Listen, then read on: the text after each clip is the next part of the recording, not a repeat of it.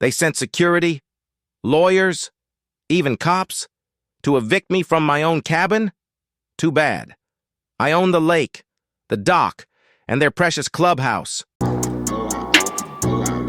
HOA tried to evict me from my cabin, not realizing I own the lake, the dock, and their clubhouse. Part 1, the paper, the porch, and the first shot fired. They didn't knock, didn't call, didn't even have the decency to look me in the eye. Just slapped a notice on my cabin door like I was some squatter who'd wandered onto the wrong porch. You have 30 days to vacate the property. 30 days. To walk away from the one place that's ever felt like home. I stood there, staring at it, coffee in hand, steam curling past my knuckles, watching the ink bleed as the morning dew soaked through the paper. It was almost funny. Almost. Because this wasn't just a mistake. It was a declaration of war, and they had no idea who they were messing with. See, this wasn't just any cabin. It wasn't some lakeside rental or weekend retreat. This was my grandfather's land, the same land he'd protected with everything he had, the same land he left to me when he passed just 3 months ago. They thought I'd roll over, thought I'd pack up and disappear. But what they didn't realize, what Margaret Winters and her clipboard army should have checked before they taped that notice to my door, was that the man who built this cabin also owned the lake it sits on, the dock their kids fish from, and the patch of land their HOA clubhouse is planted on. They didn't just try to evict me from my home. They tried to evict me from my own lake. And that was their first mistake. Part 2, the Queen of Pine, and her first mistake. Her name was Margaret Winters, president of the Silver Pine Homeowners Association, clipboard warrior, commander of flowerbed regulations, and apparently, self-declared queen of the lake. She found me that first weekend. I was unloading Grandpa's old books from the back of his vintage pickup when I saw her approaching. Tight ponytail, tighter smile, and eyes that scanned every inch of my cabin like she was assessing damage after a storm. "You must be Robert's grandson," she said, extending a manicured hand like it was a royal decree. "I'm Margaret, HOA president. We were so, sorry to hear of his passing. He was certainly unique." That pause before unique, yeah, that told me everything I needed to know. Then came the pitch, masked as a welcome. "I trust you'll be updating the property soon. The community has evolved a lot over the years. We try to maintain certain standards, especially for homes visible from the lake." I set the box down slowly, met her gaze, and smiled. "I'm Trevor Thornton, still settling in, but from where I'm standing, the cabin looks perfect. My grandfather took great care of it." Her smile faltered. Just a flicker. She was already mentally repainting my wood siding gray, replacing my native garden with sterile grass, and bulldozing the firewood neatly stacked by the porch. "Well, you'll be receiving our welcome packet," she said crisply. "It includes all community guidelines. Very informative." She turned to leave, but tossed one more jab over her shoulder. "And you'll need to move that truck. We don't allow recreational or vintage vehicles parked visibly from the road." I opened my mouth to explain that it wasn't recreational, that it was my daily driver, but she was already walking away, snapping photos of other houses with her phone. I stood there, silent, box still in hand, and realized something. She didn't see a neighbor. She saw a problem to solve, an eyesore to remove. And in her mind, that problem had just inherited a cabin that didn't fit into her pristine little lakeside fantasy. Part 3. The map drawer and the secret they never read. That night, I couldn't sleep. Margaret's smug voice kept echoing in my head. Her clipboard, her smile that never touched her eyes, the way she spoke about my home like it was already on the chopping block. So I went into Grandpa's study, the room that still smelled like cedar and pipe tobacco, and opened the filing cabinet he always kept locked. And there it was. Stacks of old land surveys, hand-drawn property maps with his meticulous notes in the margins, letters, some going back decades and between Grandpa and the HOA. But one folder stood out, thick, labeled in red ink. Property Rights Thornton Estate. I flipped it open, and my breath caught. Deeds, legal filings, copies stamped by the county. According to these documents no one in the HOA had clearly ever bothered to read. Grandpa didn't just own the cabin and the plot it sat on. He owned 60% of the lake, the entire North Shore, the dock the community used, and the land beneath the HOA's fancy stone clubhouse. I sat there for a long time, the moonlight catching the edges of a yellowed survey map, and suddenly, I remembered something. A day when I was 12, sitting at the end of the dock with Grandpa, our fishing lines in the water. A man in a suit had come by. Flashy car, firm handshake, said he represented a development group, wanted to speak to Grandpa privately. I didn't think much of it then, but that night, Grandpa had been quiet, unusually quiet. Now I knew why. He turned down an offer that could have set him up for life, because he believed in this place, and now, it was my turn to protect it. Part 4. The meeting, the microphone, and the moment they slipped the next Tuesday. I showed up to the HOA meeting. I didn't dress up, didn't speak first.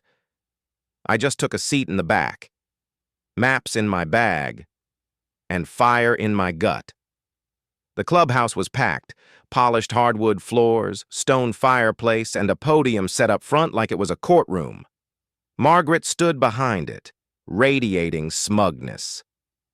Silver Pine, she began, has become one of the most sought-after lakefront communities in the region.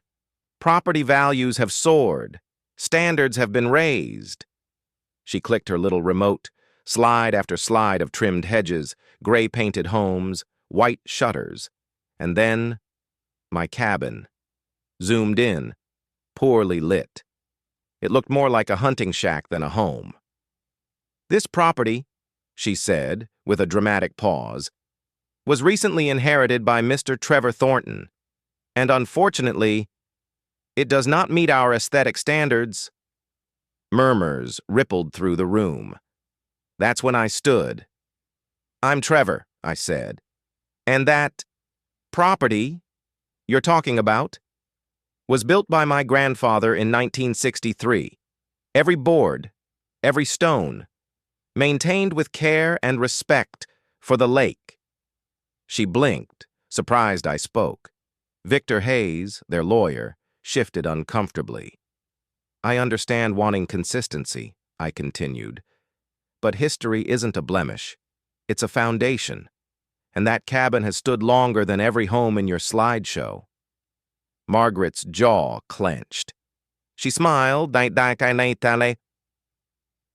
ain't a fake, the smart ain't again, and said, While we appreciate nostalgia, Mr. Thornton, the community has evolved. Your grandfather was granted exemptions. They do not transfer with ownership.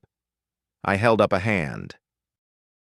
I didn't come here to argue, but I'd advise the board to read the full land records before issuing ultimatums. Her smile faltered. Just a flicker. Then she clicked to the next slide and moved on. But I saw it in her eyes. Doubt. For the first time, Margaret Winters wasn't in control. Part 5. The flash drive, the fence line, and the ghosts in the water that night. I couldn't shake the feeling. Something deeper was buried here, not just resentment, not just fines and forms, but intent. So I went back to Grandpa's study and pulled open the bottom drawer. I remembered what he once told me. If the day ever comes, Trevor, follow the filing cabinet, then follow the dock, and under a pile of water-stained folders, I found it. A key. I took a flashlight, crept out to the lake, and knelt beneath the community dock. It was quiet, eerie quiet, but there, nailed to a support beam, wrapped in layers of cracked plastic, was a rusted metal box. Inside, a flash drive, original survey maps with county seals, photographs of construction, of dock extensions, of the clubhouse being built on what the maps clearly marked as Thornton land. Proof. All of it. He knew they'd try something one day. He just didn't live long enough to see it. I sat there for a long time, water lapping at the beams below, flashlight dimming, and that's when I heard it. Voices. Low. Walking the shoreline. I switched off my light, barely breathing. It was Margaret and Victor, her lawyer. "He'll never fight it," she whispered. "By the time he realizes what he's sitting on, it'll be too late." Victor hesitated. "Are you sure it's legal?" His grandfather was meticulous. I could hear her scoff. "The grandson's clueless," she said. "Let him play with his firewood and faded maps. We've already won." I didn't move, didn't blink, because in that moment, I realized something. They weren't just power-hungry. They were desperate, and they had no idea. I was already holding their blueprint for destruction in the palm of my hand. Part 6. The sheriff, the survey flags, and the line they crossed by sunrise. I had a plan. First, I called in a favor, an old buddy from my surveying days now running his own firm. He came that afternoon, maps and equipment in tow.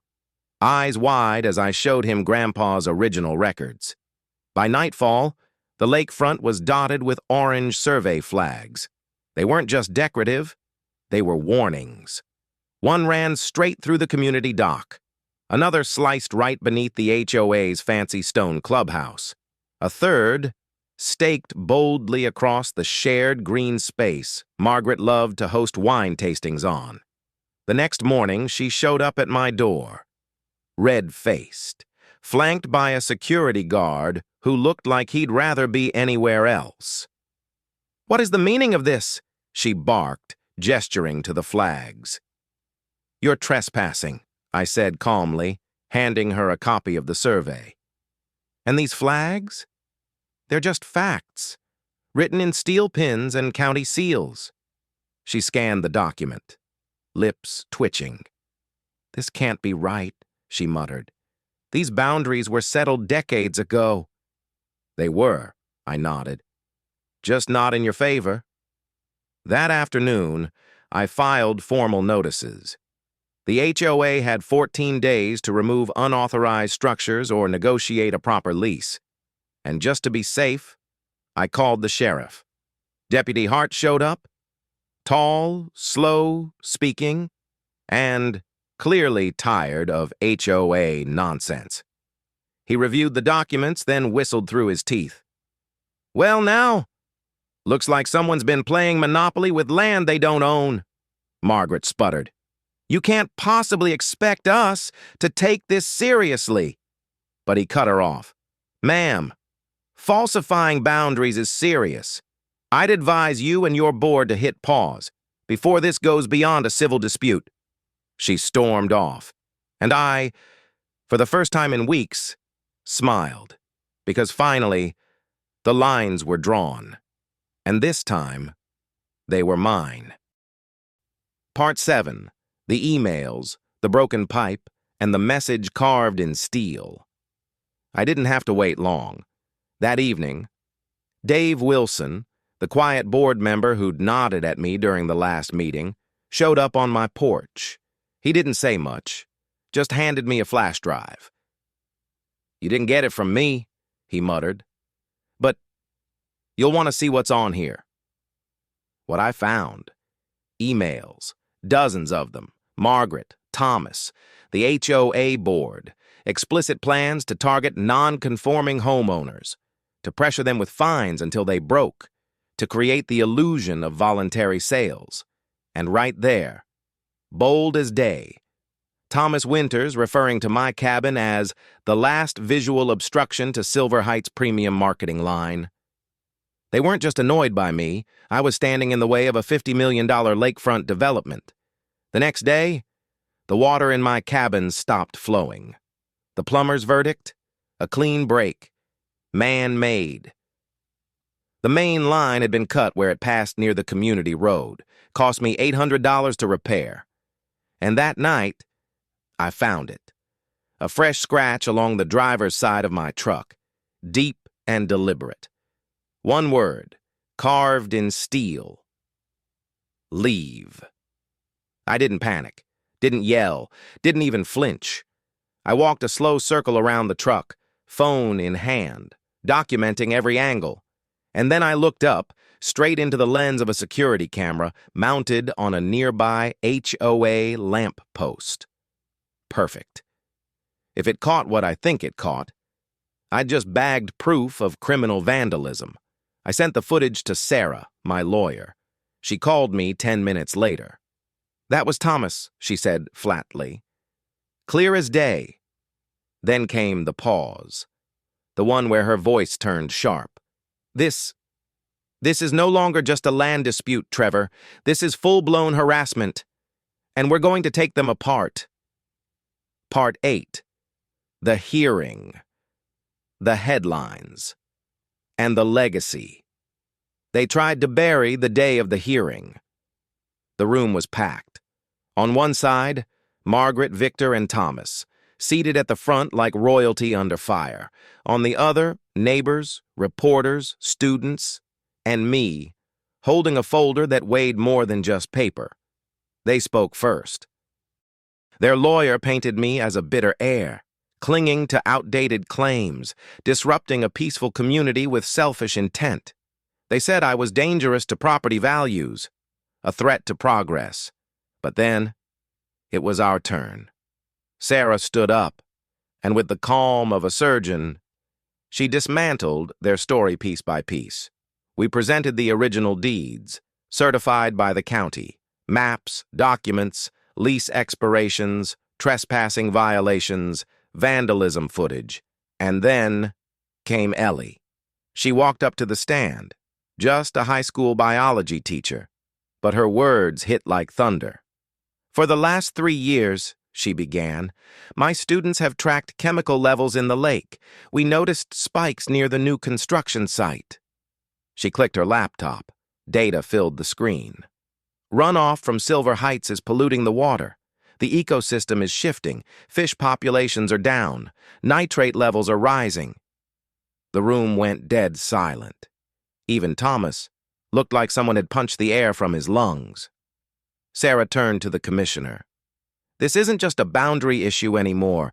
This is environmental misconduct, property fraud, and a coordinated campaign to displace rightful landowners.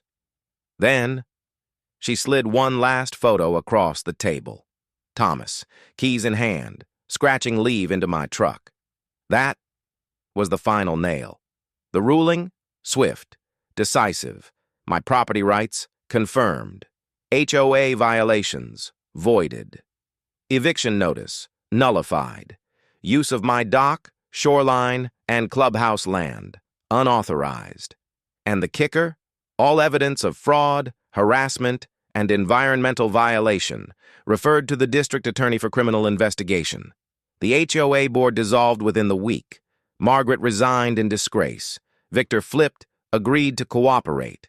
Thomas vanished from public view. And me? I walked out of that room, not just as a cabin owner, but as the guardian of a lake, a legacy, and a truth they tried to bury under manicured lawns and million-dollar lies. Part 9. The pier, the paddle, and the promise I kept 1 year later. Silver Pine, was quiet again. Not silent from fear, but calm. The kind of calm that comes after a storm has passed, and left behind only clarity. The HOA had been rebuilt, new board, new rules, and this time, real transparency. Dave was elected president. Ellie was part of the environmental committee. And me? I wasn't just the guy with the old cabin anymore. I was the reason the lake was still ours. The dock, now officially named Thornton Pier. The community clubhouse, operating on a fair lease, with new guidelines that actually respected property rights. And the shoreline, preserved, protected by a conservation easement I helped draft, to keep it safe from ever becoming another concrete development. But my favorite moment was the day I found Grandpa's old rowboat in the shed. I patched the holes, sanded the oars, and one quiet evening, just as the sun dipped below the pines, I took it out. The lake was still, like glass. The same stillness I remembered from summers long gone, when I was just a kid with a fishing rod and muddy shoes, sitting beside a man who believed land meant more than money. Halfway to the center of the lake, I stopped paddling and let the wind carry me. That's when I saw it, carved faintly into the wood under the front seat. T+R, summer 2003, me and Grandpa, our initials. Still there. Still holding on. I smiled, because they tried to erase him, tried to bully, bribe, and bulldoze his memory. But now, they couldn't touch it. They couldn't touch this. Not every victory ends with fireworks. Some end with ripples across a quiet lake. And the feeling that somewhere just beneath the surface, the one who taught you to fight is still right there, paddling beside you. Part 10, Margaret's last move. And the letter with no return address. You'd think it would end after the hearing, after the verdict, after the board collapsed, after the dock, the clubhouse, and the shoreline were all returned, legally and publicly, to their rightful owner. But no, people like Margaret don't go quietly. For a while, things were peaceful. The HOA restructured. Neighbors started waving again.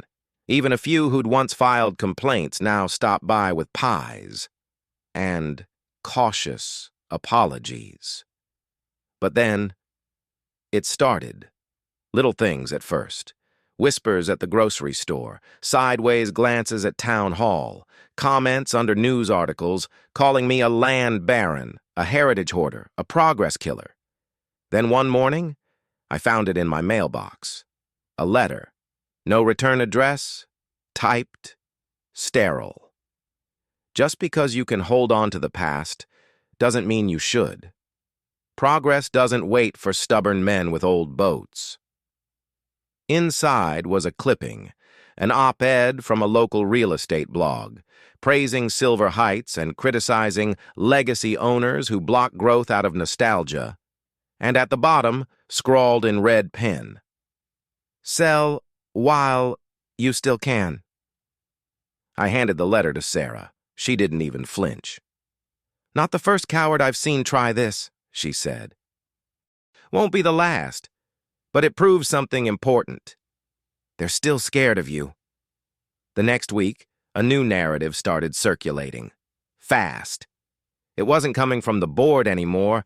It was coming from online forums, neighborhood apps, and even a few local Facebook groups. A woman claiming to be concerned about Silver Pine's reputation was telling people I had forged documents, manipulated the system, that I was squatting on communal land using technical loopholes. I didn't need a name. It reeked of Margaret. And sure enough, when Dave cross-checked the IPs from the HOA's old network logins, they all led back to an account called at Queen Pine Official. She was out, but she wasn't done. And as I stood on the edge of the lake that evening, looking out at Thornton Pier, feeling the wind tug at my shirt like a ghost, I realized something. This wasn't about land anymore. This was about legacy. And some people just can't stand a legacy they didn't build. Part 11. The News Crew, and the night the lake went viral. It started with a phone call. A woman from Channel 12, soft voice, rehearsed friendliness, wanted to do a balanced community spotlight. Translation? They smelled drama and clicks. Silver Pines Lakefront Controversy, she called it. I almost turned her down. But Sarah said something that changed my mind. Let them film, she said. Because the truth? It looks good on camera. So I said yes. They showed up 3 days later. Camera crew, drone operator, 2 anchors with perfectly fixed hair and smiles that looked glued on. We filmed near the dock. They panned across the water, the pier, the cabin. They asked about Margaret, about Thomas, about the hearing. And I gave them the truth. Not bitterness, not fire, just quiet facts, and the story of my grandfather's promise. And when I showed them the original survey map, held up in my hands against the afternoon sun, the cameraman whispered, "Damn." That night, the segment aired. And within 12 hours, it went viral.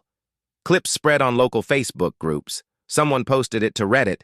HOA tries to steal lake, gets owned by grandson with receipts. TikTok got a hold of it, then YouTube, and suddenly, everyone had an opinion. Some cheered me on, called me a legend, Grandpa's Avenger, even the Lake Lord. But others called me greedy, accused me of hoarding nature, claimed I was weaponizing land rights to gatekeep public access. Margaret, wherever she was, must have been thrilled. The chaos she couldn't create in court. She now stirred through hashtags and headlines. Then came the sign. It appeared overnight, hammered into the edge of the common path near the lake, painted in red.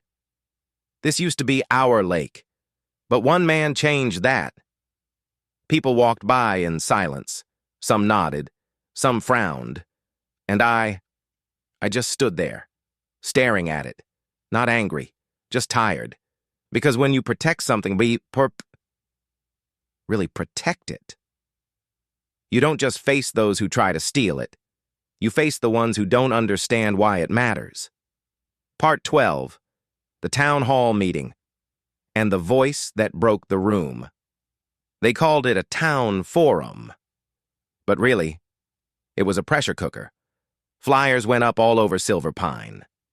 Community division and the future of lake access. Join the conversation. The HOA didn't host it. The town did. And when I walked in that night, the air was heavy. Half the room wouldn't meet my eyes. The other half waited, arms crossed, like I owed them something. Someone had even taped that same red paint message to the door. One man changed our lake. I sat in the back, quiet. Didn't plan to speak. I just wanted to hear what they thought, to understand what I was up against. But then a man stood, an older resident I barely knew, and said, "That cabin was fine when it was Robert's, but this new guy? He doesn't care about the community, he just wants power." People nodded. Ellie turned to me, eyes wide, and whispered, "You have to say something, please." So I stood, not to fight, but to tell the truth. "I didn't ask for this," I said softly. "I didn't come here looking for headlines, or lawsuits, or fences." Pause. I came back to the only place that ever felt like home. They were listening now, but still guarded. I stepped forward. My grandfather built that cabin in 1963 by hand. He taught science to kids from town, let biology students take lake samples from his dock. He turned down offers. Not because he was stubborn, but because he knew. I swallowed hard. He knew that once you sell the shoreline, you don't get it back. Some people looked down. Others froze, halfway through folded arms. I reached into my jacket and pulled out the last thing Grandpa ever gave me, his compass, still scratched, still steady. I found this under a floorboard, along with a letter. If you're reading this, it said, then they've finally pushed too far. But don't let them take the lake. Not because it's yours, but because it belongs to something bigger. I looked around the room, at the parents, the kids, the homeowners who just wanted peace again, and I said quietly, I don't want to keep anyone away from the lake. I just want to keep the lake from being taken. Silence. Total silence. Until Ellie stood up, slow, proud, and began to clap. Then someone else. Then another. And the sound filled the room like waves hitting the dock. Not for me, but for something bigger than a cabin. Part 13. The envelope, the developer. And the letter Grandpa never sent 2 days after the town hall. An envelope appeared on my porch. No stamp, no return address. Just there. Inside, a business card, thick, cream-colored, gold-embossed logo. Crescent Development Group. Preserving the future, one legacy at a time. And a folded letter, typed, crisp. Mr. Thornton, we've followed your story with great interest. You possess a uniquely situated property with exceptional potential. We'd like to extend an offer, discreet, immediate, and generous, for full acquisition rights to your lakefront holdings. Triple market value, no publicity, no negotiation. At the bottom, a signature I recognized. Thomas Winters. Not as a developer this time, but as a partner at Crescent. So, he wasn't gone. He was just biding time, wearing a new suit, behind a different name. I went straight to the old desk in the cabin, the one Grandpa built himself. If Thomas was back, I needed to know why Grandpa had never sold, not just legally, but personally. That's when I found it, a hidden compartment behind the lowest drawer. Inside, a sealed envelope. Aged, yellowed at the edges, stamped in thick black ink. Not sent. I opened it slowly, hands shaking. It was addressed to the town commissioner, dated 1987. I've received the new offer. It's more than generous, I'll admit that. But I'm not just holding land, I'm holding back the flood. Because once you let the first bulldozer through, they don't stop. And a lake doesn't come back once it's carved into lots and drained for private docks. I'm not the richest man in town, but I know what wealth really means.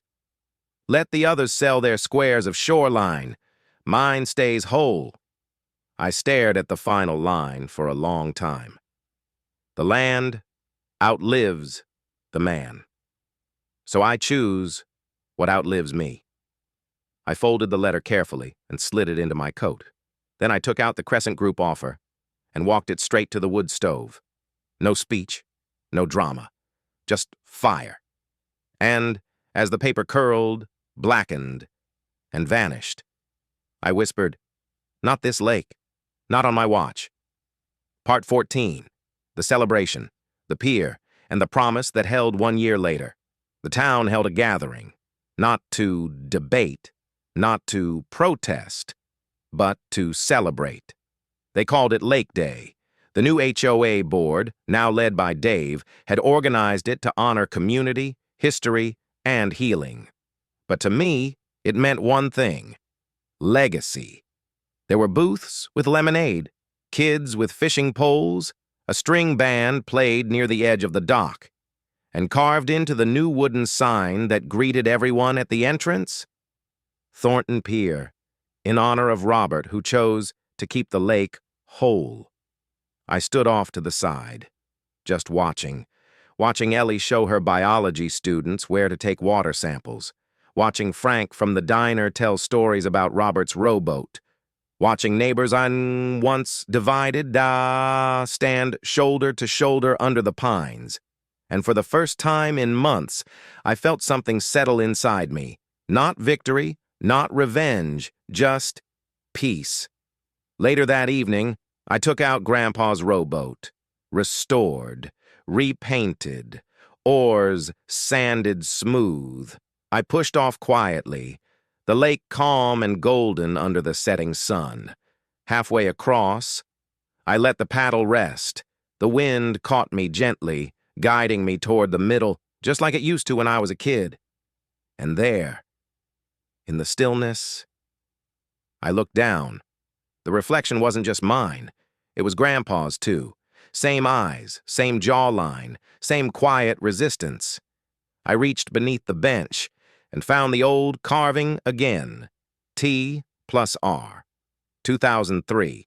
And underneath it, freshly added, just this spring. Still ours. I smiled, because they tried everything. Threats, fines, lawsuits, lies, but they forgot the one thing Grandpa always said. A lake can be sold. A cabin can be torn down. But a promise stays. And now, it has.